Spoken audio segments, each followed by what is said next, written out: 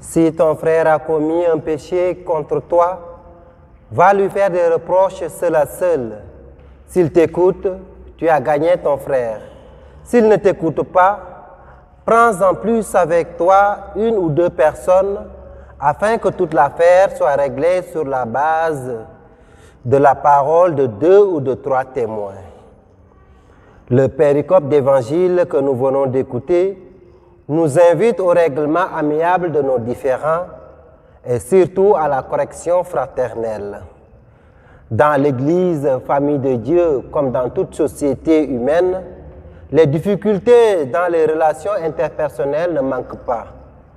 Elles peuvent souvent déstabiliser la vie communautaire ou même les relations familiales.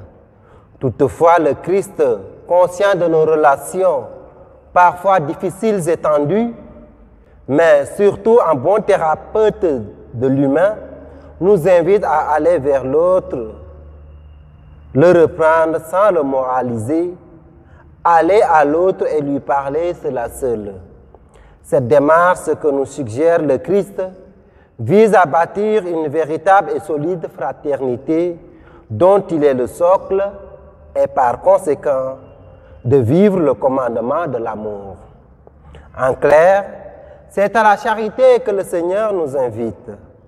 Elle doit être à la base de toute initiative, comme nous le rappelle Saint Paul dans son hymne à la charité, 1 Corinthiens, chapitre 13, versets 1 à 13. Mais cette charité doit reposer sur la justice et la vérité, d'où l'idée de la correction fraternelle. Et c'est ce que développe la lettre encyclique Caritas in Veritate du pape Benoît XVI lorsqu'il écrit « L'amour dans la vérité, Caritas in Veritate, dont Jésus s'est fait le témoin dans sa vie terrestre et surtout par sa mort et sa résurrection, est la force dynamique essentielle du vrai développement de chaque personne et de l'humanité tout entière. L'amour Caritas est une force extraordinaire qui pousse les personnes à s'engager avec courage et générosité dans le domaine de la justice et de la paix. C'est une force qui a son origine en Dieu, amour éternel et vérité absolue. Chacun trouve son bien en adhérant pour le réaliser pleinement au projet que Dieu a sur lui.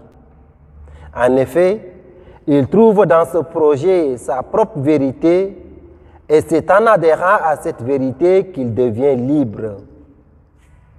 Défendre la vérité, la proposer avec humilité et conviction et en témoigner de la vie sont par conséquent des formes exigeantes et irremplaçables de la charité.